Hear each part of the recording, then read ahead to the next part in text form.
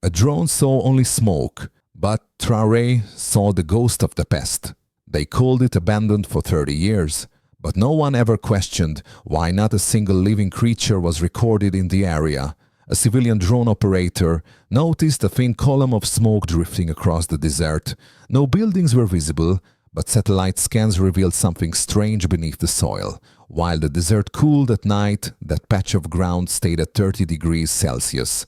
And the heat wasn't just on the surface, it came from deep below. The earth itself was working quietly. The initial report sounded ordinary, old French military zone, abandoned. But President Ibrahim Traoré noticed one crucial detail. There's no record of life in the area, no birds, no rodents, nothing. It could mean radiation, or a warning left by something that was never meant to be rediscovered. That site wasn't abandoned. It was buried, on purpose, Traoré said. Then he issued a clear order. No soldiers enter. First, we watch. Is this just a forgotten base, or a future buried beneath our feet? Drone flights began that night. Thermal cameras revealed strange pulses under the earth, like a heartbeat. It wasn't mechanical. It felt nuclear. The ground was alive. But one thing everyone missed was a small, weathered concrete structure hidden in plain sight. No markings, no colors, faded and cracked. It looked like nothing, but inside the heat signatures pointed to one thing, a reactor, codename Projet Silence. And yet, Traoré didn't know. Beneath that structure lay more than just a nuclear system. It held the future of an entire continent. Under Traoré's direct orders, a covert reconnaissance team advanced into the zone using night vision equipment. What appeared to be a cracked concrete bunker from the outside revealed something far more complex inside. The entrance was narrow and low, but beyond it, geothermal energy circuits were still running. The heat sensed in the soil, 30 degrees Celsius, wasn't just surface level, it was radiating from deep underground. Radar scans confirmed empty space beneath the structure. As the team measured heat differentials within the walls, they discovered a hidden access point. The digital panel embedded into the entrance bore encryption protocols last seen in the 1980s, specifically part of France's NATO integration systems. For something that old to still be active could only mean one thing: whatever was inside had never truly been shut down. The protocol name displayed on the system: Projet Silence, the Silence Project. When the door finally opened, they found pristine steel rooms, emergency lights, and compartments lined with lead shielding. The systems weren't just operational, they were clearly maintained. This wasn't a ruin, it was an active nuclear facility. But no one was there. No soldiers, no scientists, only machines, autonomous cooling systems, self-powered generators, and in the heart of the complex, a massive reactor core. Its status lights were blinking in a steady, rhythmic pattern. This wasn't a relic accidentally left running. It was a project still being monitored and protected from afar. Standing at the threshold, Traoré looked into the dark corridor and said, "If silence is a project, then noise is our duty." But what he didn't know was this: the silence wasn't just in the walls, it was in the data streams. And all that information was flowing to another continent. The first team to enter the facility expected silence, but not the kind that threatens. The concrete walls were reinforced with lead. The reactor chamber was built to modern nuclear safety standards. Cooling pipes were still circulating fluid. The automated doors were connected to a central command system. And most importantly, the uranium rods were still in place. There was no one inside, but the system was functioning. A nuclear core still running, still cooling. After all these years could only mean one thing: someone was keeping it alive.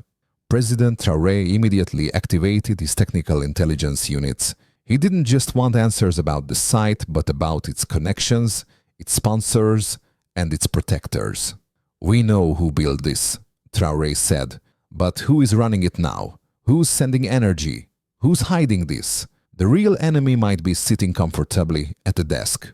The investigation uncovered an energy transfer chain dating back 2 years. The funding trails were even more disturbing, all linked to a European-based foundation named Fondation Lumière.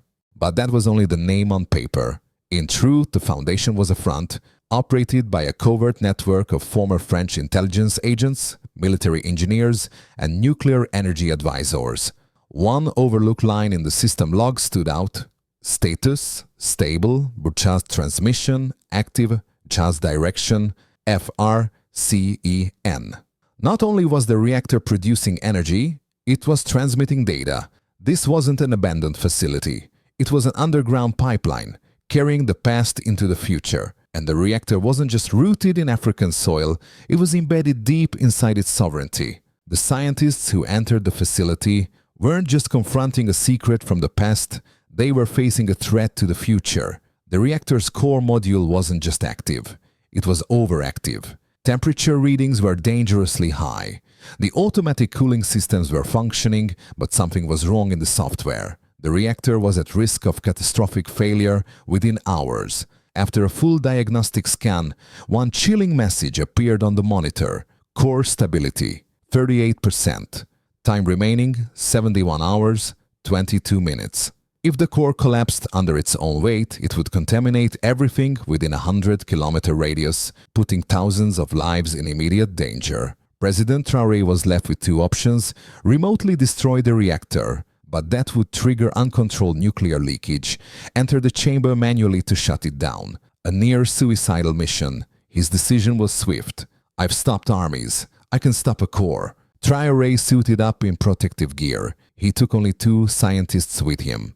As they approached the chamber, the temperature hit 47 degrees Celsius. The ground trembled beneath their feet. But his mind was still, sharp, focused.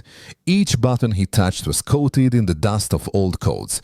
French instructions scribbled on faded labels, blinking red emergency lights, override warnings. Everything was still online. But no one was there to take responsibility. Finally, the manual shutdown was completed. The reactor entered cooldown mode. For now, disaster was averted, but just as relief set in, one screen in the data center flickered on by itself. It displayed a single line: transmission secured, log completed. The core had been stopped, but the information had already left. The core had been cooled. The danger, at least for now, was under control, but the final log displayed in the data center revealed a far more alarming truth. The entire system was actively connected to an external network. Every energy fluctuation, every temperature spike, every maintenance update was being transmitted to one destination: France. The lines on the computer screen were unmistakable. Log A, LUM-04, status, stable. This wasn't just a nuclear reactor built on African soil. It was being monitored, managed and recorded from beyond the continent. President Traoré called for an emergency UN session. He presented video evidence, data logs, and energy flow charts. And before the world's most powerful leaders, he spoke clearly and without hesitation. A facility built on this continent has operated without the knowledge of its people.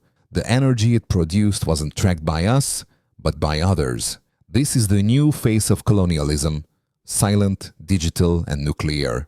French representatives denied the accusations, but the evidence was undeniable. Thermal logs, surveillance footage, source code comments written in French. The silence of the reactor had finally given way to the noise of truth. In his closing remarks, Traoré held up a file marked Confidential Protocol Lumière. His final words echoed through the chamber. They may have built the atom, but we decide who it works for now. Africa will no longer live in someone else's shadow. Within a week, 7 African nations signed a joint declaration. All foreign nuclear systems on African soil must be subject to transparent inspections. All data flows within the continent will be monitored by continental institutions only. This was no longer about a single facility. It was about Africa claiming its data, its energy, and its future.